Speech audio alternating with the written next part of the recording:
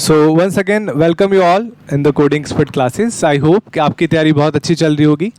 आप केवल कुछ घंटे बचे हैं, ये अपन कह सकते हैं एग्ज़ाम में। तो आप ही की तैयारी की मजबूत करने के लिए अपन आज जो पेपर डिस्कस कर रहे हैं, मॉडल पेपर नंबर 5 का पार्ट 2 डिस्कस कर रहे हैं। जो रिमेनिंग 50 क्वेश्चन है वो आज डिस्कस करेंगे। तो शुरू करते हैं दोस्तों।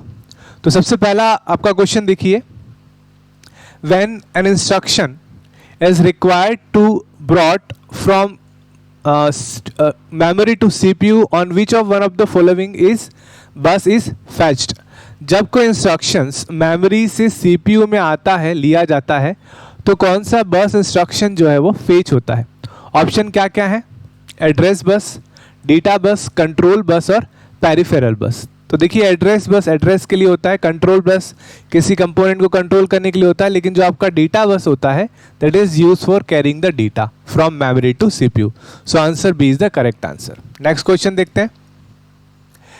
Whenever the two instructions need the same hardware resources at the same instance of the time the following pipeline hazard occurs. जब एक ही इंस्ट्रक्शन, दो अलग अलग इंस्ट्रक्शंस एक ही हार्डवेयर रिसोर्सेज के डिमांड करते हैं, तो कौन सी पाइपलाइन हैजार्ड अकर्ड होती है। ऑप्शन क्या क्या है? Data hazard, structure hazard, control hazard और both control and data hazard. तो इसका आंसर जो है दैट इज स्ट्रक्चर्ड हैजार्ड। तो यहाँ पर स्ट्रक्चर हैजार्ड यूज की जाती है फॉर साइमल्टेनियसली एक्सेसिंग, अगर कोई दो इंस्ट्रक्शंस एक ही हार्डवेयर को रिक्वेस्ट करते हैं तो। चलिए नेक्स्ट देखते हैं। स्ट्रक्चर हैजार्ड मतलब वो क्या सपोर्ट करता है? साइमल्टेनियसली सपोर्ट करता है तो ठीक है, नहीं तो वो दोनों को अलग अलग असाइन किया जाएगा। नेक्स्ट देखते हैं। DMA transfer, direct memory access transfer, perform by the control circuit call. तो डीएमए ट्रांसफर आर परफॉर्म्ड किस द्वारा जो परफॉर्म की जाती है, वो सर्किट को क्या कहते हैं? Device interface, DMA controller, data controller और ओवरलुकर। तो इसका आंसर जो है that is a DMA controller. DMA controller is use to transfer, जो डीएमए ट्रांसफर है वो परफॉर्म करने के लिए डीएमए कंट्रोलर का क्या किया जाता है? यूज किया जाता है। अगला प्रश्न देखते हैं। The principle of locality of reference is refer related to DMA, polling, cache memory या नन। तो देखिए, the principle of locality of the reference, किसी रेफरेंस या किसी वेरिएबल के एड्रेस को लोकली मतलब प्रोसेसर के पास रखना, मेमोरी के पास रखना, क्या कहलाती है? तो ये आपकी कहलाती है कैश मेमोरी। तो कैश मेमोरी क्या रखती है? जो वेरिएबल्स फ्रिक्वेंटली यूज होते हैं उनका एड्रेस को होल्ड करती है। लोकेलिटी ऑफ द रेफरेंस कहलाता है। नेक्स्ट देखते हैं। अ CPU has 16 bit program counter, this mean that the CPU can address, अगर CPU 16 बिट का है तो कितने को एड्रेस कर पाएगा? तो suppose 16K memory location, 32K memory location, 64K memory location या फिर 256K मेमोरी लोकेशन। तो इसका जो आंसर होगा that is 64K memory location. अगर 16 बिट का है तो वो लगभग 64,000 के ऊपर क्या है मेमोरी लोकेशन का होता है। इसका सिंपल सा फंडा होता है 2 की पावर 16 करोगे तो इतने लोकेशंस आपके पास आ जाएंगे। चलिए आगे देखते हैं। What is the inter process communication? Inter process communication क्या कहलाता है? Communication within the process, communication between two process, communication between two threads and same process या नन ऑफ द मेंशन। तो इसका जो आंसर होगा that is communication between the two process. अगला देखते हैं। A set of processes is deadlocked if each process is block and will remain so forever. Each process is terminated. All processors are trying to kill each other. None of the mention. तो इसका answer जो होगा that is A. A is the correct answer. क्या है देखिए, a set of process is deadlock. Deadlock कब होगा? जब each of process block and will remain the forever. कोई resources block कर देता है और उसको वो हमेशा के लिए रखेगा, तो ये रिलीज नहीं होगा। तो इसका आंसर क्या होगा? ए इज द करेक्ट आंसर। अगला देखते हैं। अगले का भी आंसर अपन ने लिख रखा है, B is the correct answer. Program counter क्या होता है? The address of the next instruction to be executed by the current process is provided by. तो अगर कोई प्रोसेस एग्जीक्यूट हो रहा है और इसके बाद कौन सा प्रोसेस नेक्स्ट में आने वाला है, तो ये कौन रखता है? That is contain by the we can say program counter, PCB इसको बोलते हैं।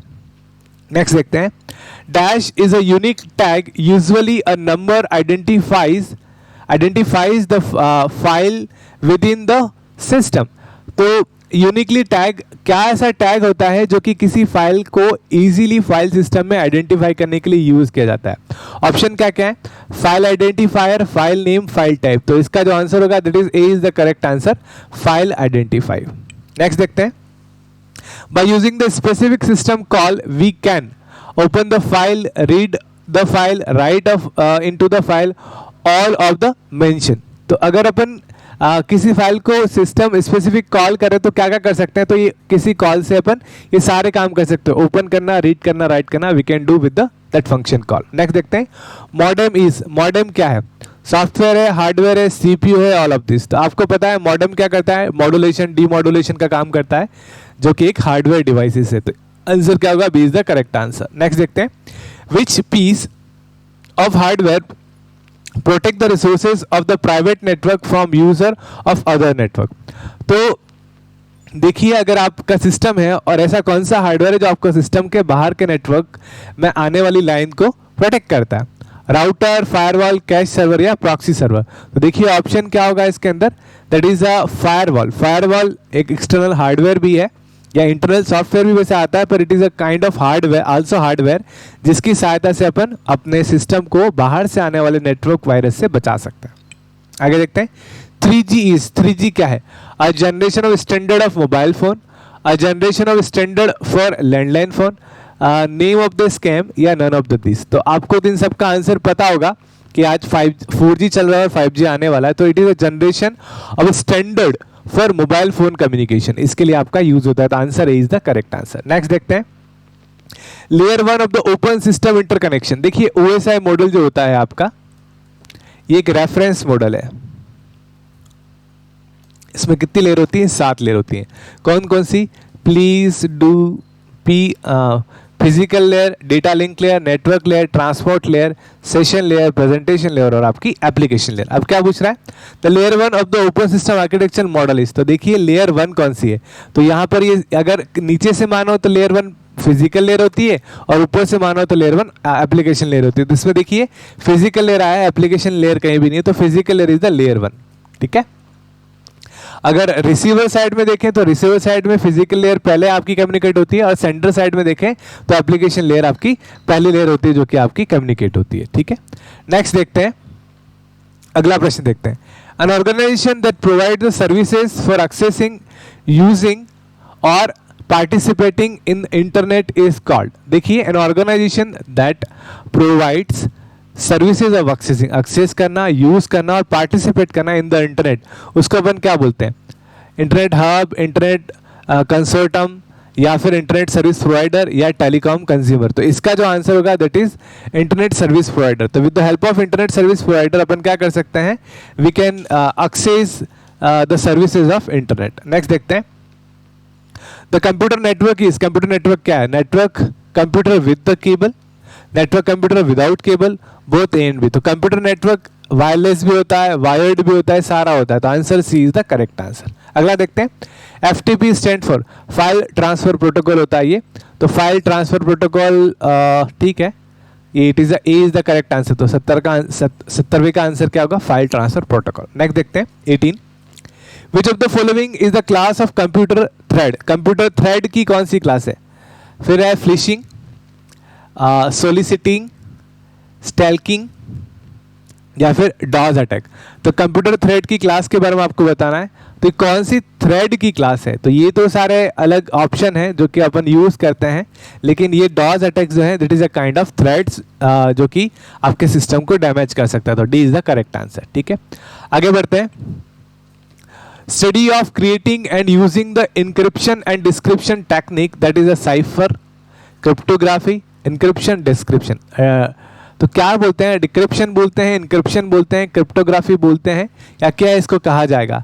तो देखिए, अगर किसी को इंक्रिप्ट करते हैं और डिक्रिप्ट करते हैं तो जनरली कहलाता है क्रिप्टोग्राफी। ठीक है, क्रिप्टोग्राफी हम यूज करते हैं, encryption, description, decryption.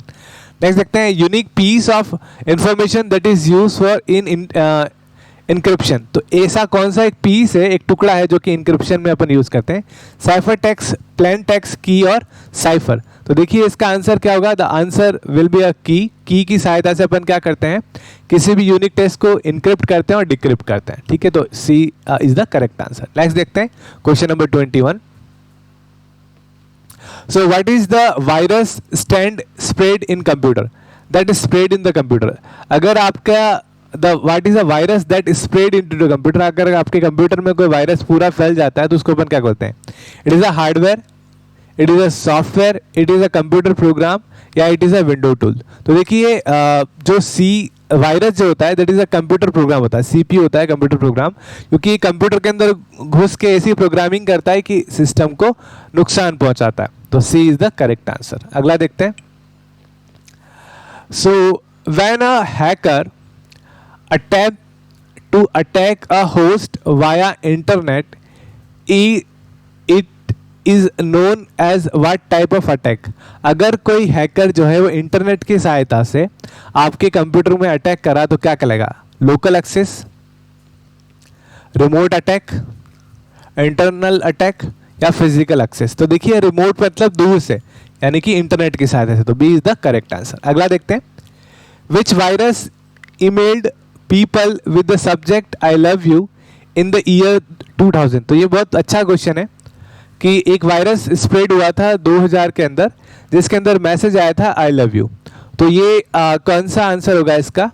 I love you letter, I love you bug, Valentine connections, या डार्लिंग लिंक? तो इसका answer that is I love you bug, ये इस टाइप का वायरस था। नेक्स्ट देखते हैं। What is the person called when they try to hurt a group of people with the use of the computer? ठीक है, ग्रुप ऑफ पीपल, बहुत सारे पीपल के कंप्यूटर से जो जुड़े हुए हैं उनको नुकसान पहुंचाने वाले आदमी को अपन क्या बोलेंगे? क्रैकर बोलेंगे, सोशल इंजीनियर बोलेंगे, साइबर टेररिस्ट बोलेंगे, या व्हाइट हैट इंटरनल बोलेंगे? तो इसका आंसर आपके हिसाब से क्या हो सकता है बताइए? देखिए हर्ट पूछा है, नुकसान पहुंचाने वाला, बाकी सब जो है, क्रैकर भी एक तरीके से गलत तरीका है, सोशल इंजीनियर अच्छी पॉजिटिव वे में है, व्हाइट हैट इंट्रूडर ये भी पॉजिटिव वे में होता है, लेकिन जो साइबर टेररिस्ट होते हैं जो कि क्या करते हैं? नुकसान पहुंचाते हैं बहुत सारे पीपल को। तो answer C is the correct answer. अगला प्रश्न देखते हैं, question number 25। If every requirement can be checked by a cost effective process, the SRS software requirement specification is, क्या कहलाएगी? वेरीफिएबल, ट्रेसेबल, मॉडिफिएबल, या कंप्लीट? तो अगर हर requirement can be checked by the cost effective process, effective cost verify किया है, check किया है, तो इसको क्या बोलते हैं? वेरीफिएबल। नेक्स्ट देखते हैं। Alpha and beta testing are the form of acceptance testing, internal testing, system testing and unit testing.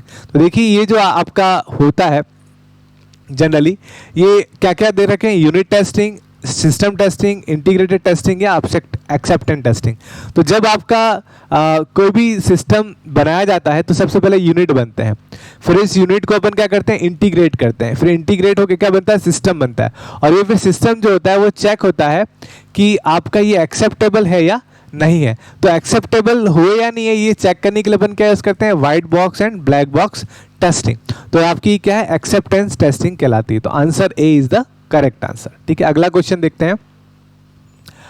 Which method is use for evaluating the expression that passes the function as a argument? तो कौन सा method ऐसा use होता है जो कि evaluate करता है, evaluating the expression that passes the function as a argument? तो इवेल्युएट करता है एक्सप्रेशन को जो कि पास करता है फंक्शन को एज अ आर्ग्यूमेंट में। स्ट्रिक्ट इवोल्यूशन, रिकर्शन, या फिर आपका दे रखा है कैलकुलस, या फिर प्योर फंक्शन? तो आपका इसका आंसर होगा strict evolution. Answer is the correct answer. Next देखते हैं।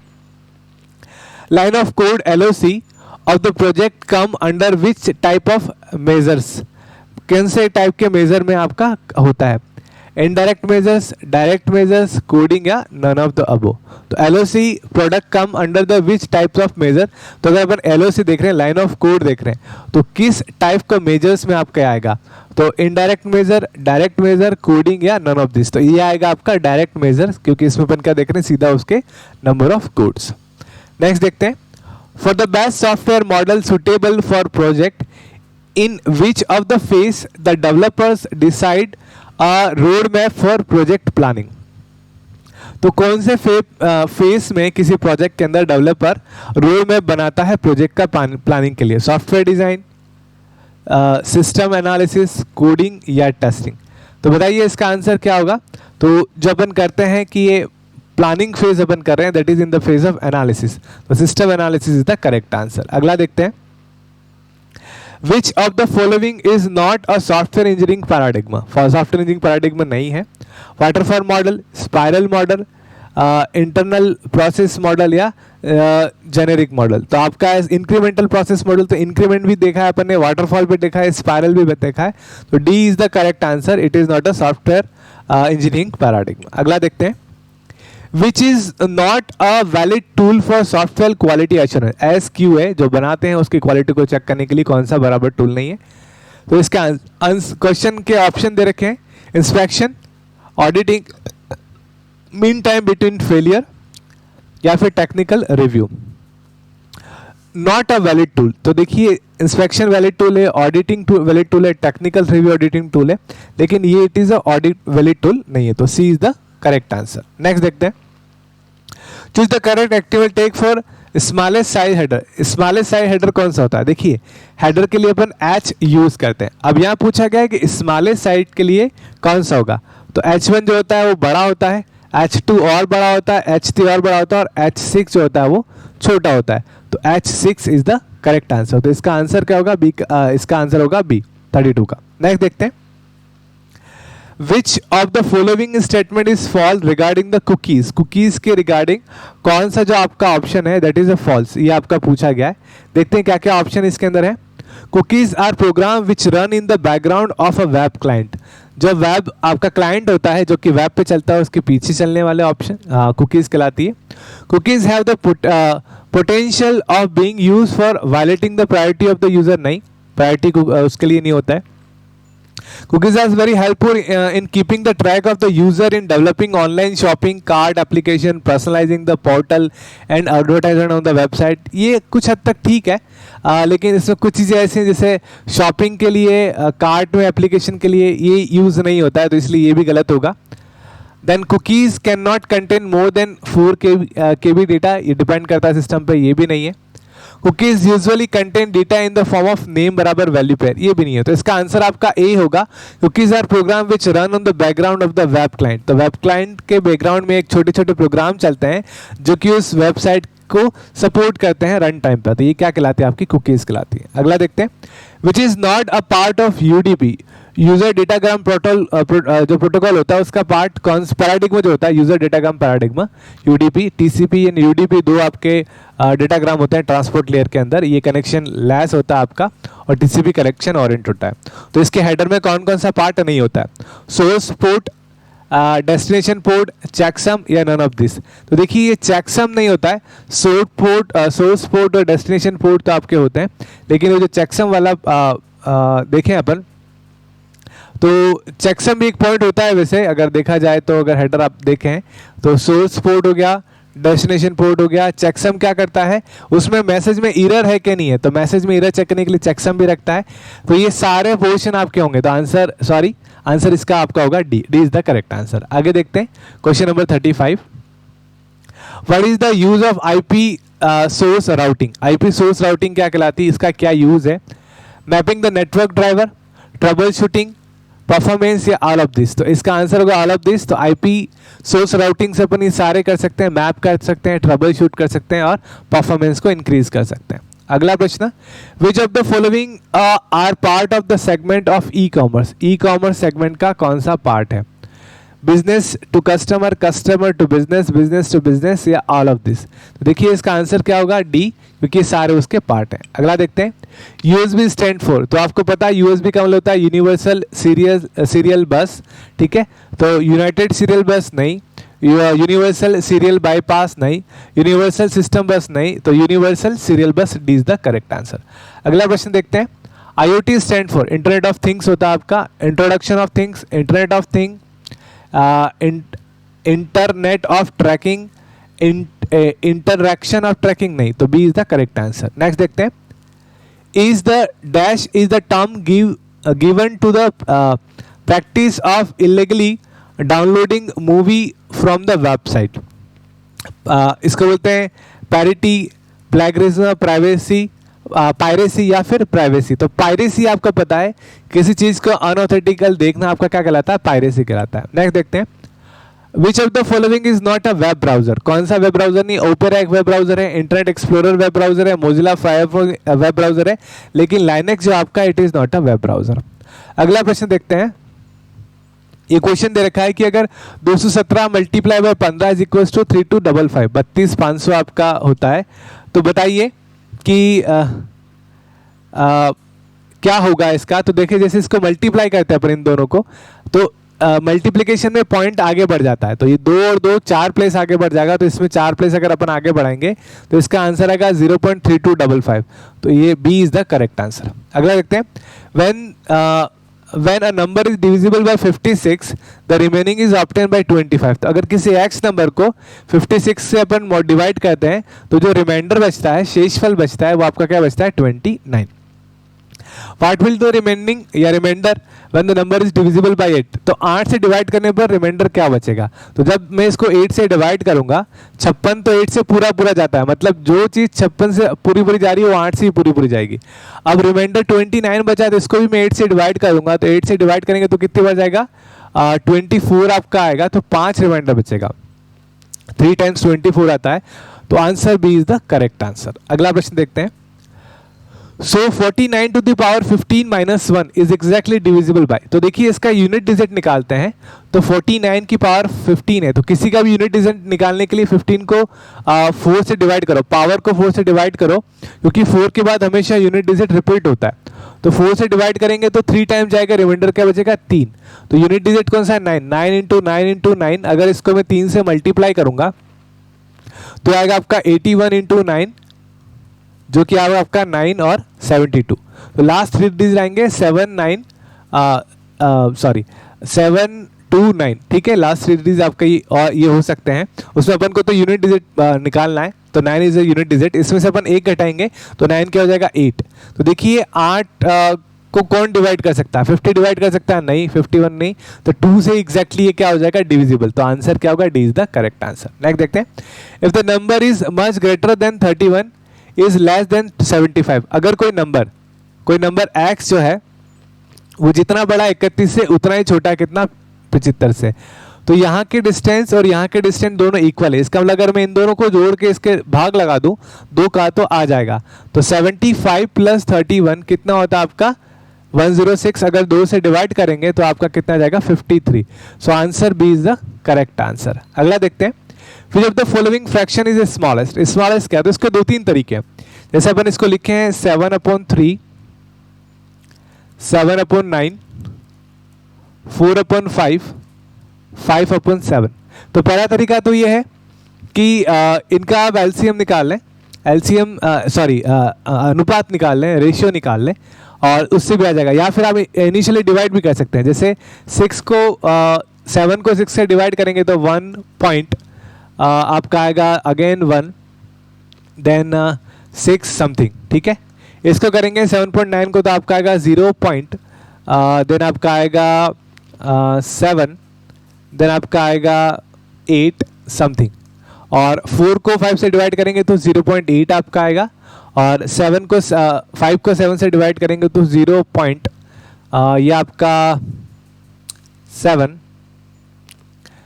0.7, देन 1 समथिंग कुछ आपका आएगा। तो देखिए सबसे छोटा क्या आ रहा है, 0.7, बाकी सब क्या है, इससे बड़े हैं, तो आपका answer 5/7 is the correct answer. तो B is the correct answer आपका होगा, ठीक है। आगे बढ़ते हैं, if after giving the 50% discount profit after giving the 50% discount profit is 90%, then what will the cost price and market price। अगर कोई अंकित मूल्य, मार्केट प्राइस का मतलब होता है आपका अंकित मूल्य, और कोस्ट प्राइस का मतलब होता है आपका क्रय मूल्य, ठीक है। अगर किसी चीज को अपन ने क्रय किया अंकित मूल्य पे, अगर अपन उसको 15% का डिस्काउंट दे रहे हैं तो भी आपको 19% आपको मिल रहा है। तो माना कि अगर कोई एक्स, अगर उसका क्रय मूल्य अगर 100 रुपये है, ठीक है, तो उस पर डिस्काउंट कितना है, 119 रुपये। तो 119 रुपये कब आएगा, जब अपन उस पर 15% पे डिस्काउंट दे रहे हैं, अपन को प्रॉफिट कितना हो रहा है 19 रुपये का, 19% का, तो 100 के ऊपर 19% कितना हुआ 119 रुपये। अब अगर मैंने किसी संख्या को 15% डिस्काउंट दूंगा तब मेरा 119 आ रहा है, मतलब 119 क्या है मेरा, 119 मेरा है वी कैन से, जब इसको मैं 119 मेरा है 15% डिस्काउंट का मतलब 85 के बराबर, तो ये किसके बराबर होगा, मतलब 100% किसके बराबर होगा, क्योंकि मुझे तो 100% निकालना है, ये मेरा 100%, ये कितना है मेरा 85%, क्योंकि 15% मैंने क्या दे दिया है, डिस्काउंट दे दिया। तो देखते हैं इसको क्रॉस करके, 5 के टेबल से ये चला जाएगा 20 टाइम्स, ये आपका चला जाएगा 17 टाइम्स, और 70 से चला जाएगा 7 टाइम्स, ये आ जाएगा आपका 140। तो आपका मार्क प्राइस क्या होगी 140, और जो क्रय मूल्य है that is we can say cost price that is 100, तो 100, 140, तो C is the correct answer. I hope आपको ये समझ में आया होगा। नेक्स्ट देखते हैं, अगला क्वेश्चन देखते हैं। अगला क्वेश्चन काफ़ी अच्छा है, सो आई जस्ट रफ इट, इसको मैं थोड़ा रफ कर लेता हूँ स्पेस के लिए।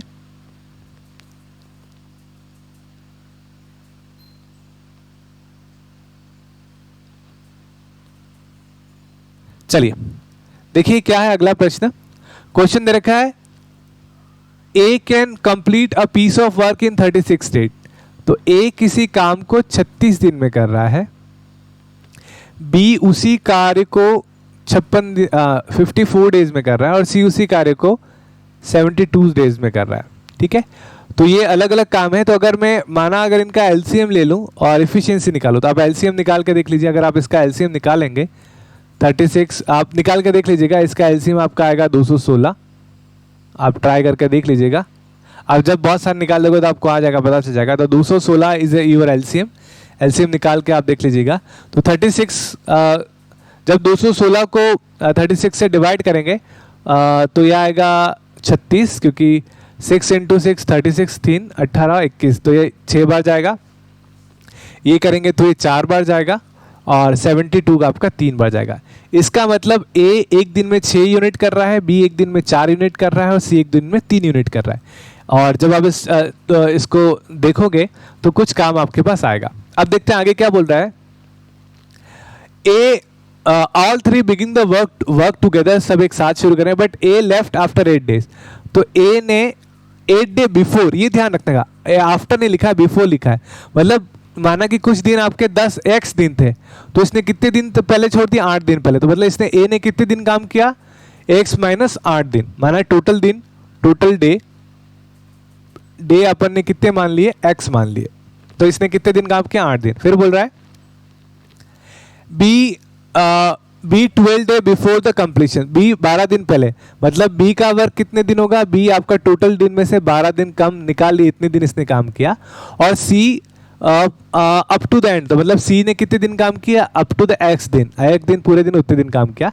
Then how many days the work will complete, तो वर्क कितने दिन में कंप्लीट होगा। देखिए तो देखिए ए ने कितने दिन काम किया, 1 - x - 8 इंटू इसकी एफिशिएंसी कितनी है 6, प्लस बी ने कितने दिन काम किया, x - 12, इसकी एफिशिएंसी कितनी आपकी 4, और सी ने कितने काम किया, x दिन, और इसकी एफिशिएंसी आपकी 3, बराबर। इसको जब आप गुणा करोगे तो टोटल कितना आना चाहिए आपका 216, क्योंकि टोटल वर्क कितना यूनिट कितना है 216। इसको सॉल्व करते हैं तो आपका आएगा 6x - 48 plus 4x - 48 plus 3x बराबर 216। ठीक है, तो ये कितना हो गया आपका 10 और 13x, ये आपका x है ना, 13x माइनस का ये आपका आ गया 96 इज इक्वल टू 216। ठीक है, तो x बराबर क्या होगा, x बराबर आपका होगा, देखिए 216 में से मुझे आपके घटाने हैं 96, तो आपका आ गया 130, ये आएगा। देख लीजिए ये आपका 216, ये 48 और 3x, तो ये आपका आ गया 13x, और 48 हो जाएंगे आपके 96, और यहाँ पर आपका कितना टोटल 216 बराबर है, yes is a correct.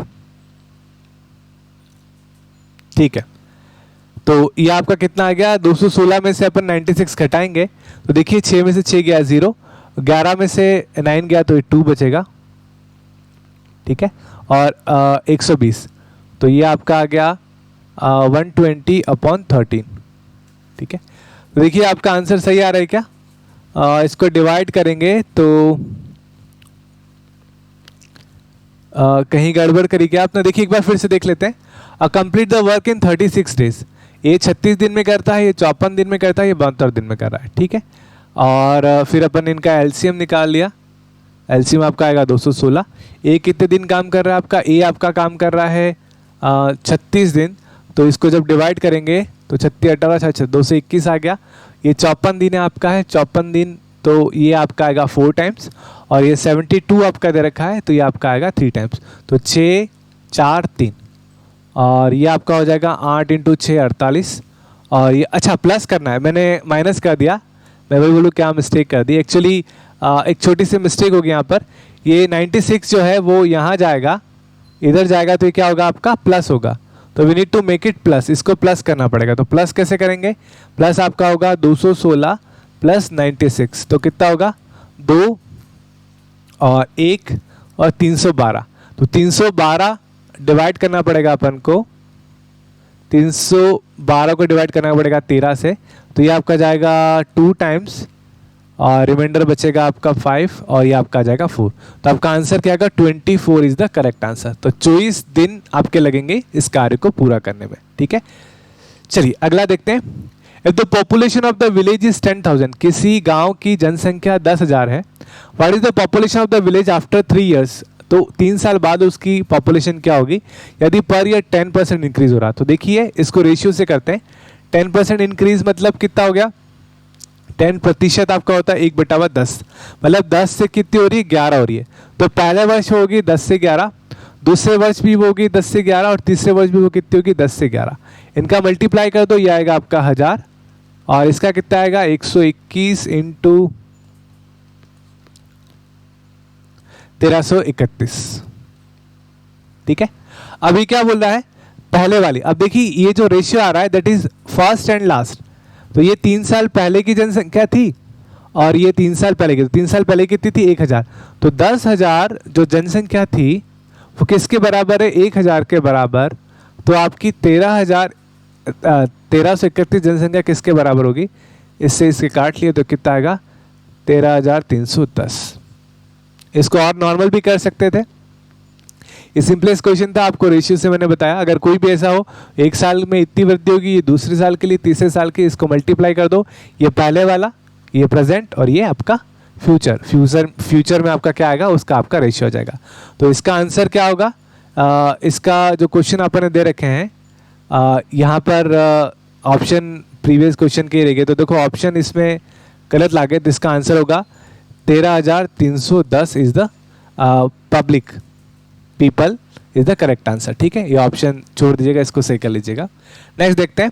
A boy has a 5 rupees coin, 2 rupees coin and 1 rupees coin. तो 5 रुपए का कॉइन है, ये कॉइन की बात कर रहे हैं, 2 रुपए का कॉइन है, और 1 रुपए का कॉइन है। कितने रेशियो में? 3 के रेशियो में, 4 के रेशियो में, 5 के रेशियो में। तो इससे रुपए कितने बनेंगे? इससे 15 रुपए आएगा, इससे 8 रुपए आएगा, और इससे 5 रुपए आएगा। तो ये पैसों का रेशियो आ गया। फिर पूछ रहा है अमाउंट ऑफ 224। तो टोटल रुपए कितने दे रखे हैं? 224। तो टोटल रेशियो, ये रुपए दे रखे, तो रुपए का रेशियो क्या है? 28। कितने रुपए निकालने हैं? 1 रुपए का सिक्का निकालना है। 1 का रेशियो क्या है रुपए में? 5। तो 28 से इसको काटेंगे, कितनी बार जाएगा? देखिए ये आपका जाएगा 3 टाइम्स। कितने टाइम्स जाएगा? देखो 280, तो ये आपका जाएगा 7 टाइम। देखें 8 टाइम जाएगा ये, है ना? 8 टाइम, यस 8 टाइम बराबर जाएगा। 8 × 8 64, तो 4 आया 6, और 16 और 6 22 बराबर 8 टाइम गया। तो 8 × 5 बराबर कितना होगा आपका? 40। तो 40 आया, तो कितने 40 रुपीज़ कितने आए? 40 रुपीज़ आए 1 रुपए के कॉइन के। तो 40 रुपीज़ में 1 रुपए के कॉइन कितने होंगे? 40। तो टोटल कॉइन कितने होंगे आपके? 40 इज द करेक्ट आंसर। ठीक है, इसमें अगर पूछा होता कि 2 रुपये के सिक्के कितने हैं, तो 2 रुपये का निकालना पड़ता है। 2 रुपये में अनुपात कितना 8, तो 8 × 8 कितना होता है आपका 64 रुपये, और 64 रुपये में 2 के सिक्के कितने होते हैं 32, तो इसका आंसर कितना होता है आपका 32 होता अगर 2 रुपये का पूछ रहा होता। तो आंसर किसका पूछा इसने 1 रुपये का, तो answer 40 is the correct answer. अगला देखते हैं, अगला पूछा है in what ratio the mixture 30% alcohol strand to be mixed with that 50% alcohol strand so that they get the mixture of 45% alcohol। अगर कोई मिश्रण है अल्कोहल का जिसमें 30% शुद्ध अल्कोहल है और एक मिश्रण जिसमें 50% शुद्ध अल्कोहल है और उससे 45% शुद्ध अल्कोहल प्राप्त करनी है, तो मिश्रण का अनुपात क्या होगा ये पूछा गया है। तो इसमें एलिगेशन ऑफ मिक्सचर निकाल देते हैं। ये 30 रखा, ये 50 रखा, ये 45 रखा, इधर आएगा 15, इधर आएगा 5, अनुपात निकाला 1:3, तो आपका आंसर क्या होगा 1:B is the correct answer. ठीक है, so thank you friends, it is all from my side. ये आपके सारे मॉडल पेपर के दोनों पार्ट हो चुके हैं। Now best of luck to all of you, आप अपना अच्छा करें, और ये टाइम ऐसा है जिसमें आप एटलीस्ट दिन में 2 से 3 पेपर लगाएं और अपनी कमजोरी को देख के उस टॉपिक को ही रिवाइज करें जो कि आपको नहीं आ रहे।